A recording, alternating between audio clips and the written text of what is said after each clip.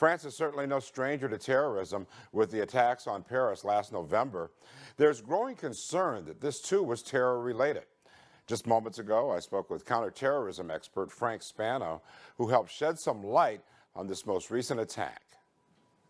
Okay, Frank, so this is a simple attack. It's a type of attack that ISIS has been advocating for, right?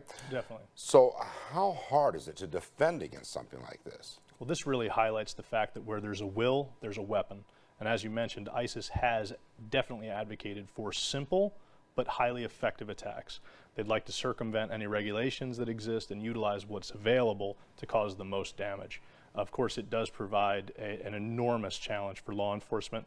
The individual that was the driver may have been or is believed to have been under surveillance or come up on a list within the French government in the past.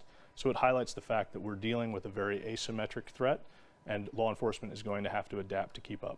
Okay, ISIS has been under a lot of pressure in Iraq and Syria, and in fact, they've started to move into other areas.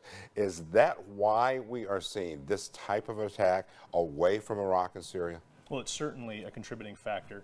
We can look back to when the United States had a heavy presence in Iraq and Afghanistan, and we saw an increase of the African terror groups, Al-Shabaab, Boko Haram. Most of that was as a result of forces leaving U.S.-occupied territory and going to bolster these other ideologically similar organizations to advance that ideal. What about European governments? What can they do to try to prevent this sort of thing?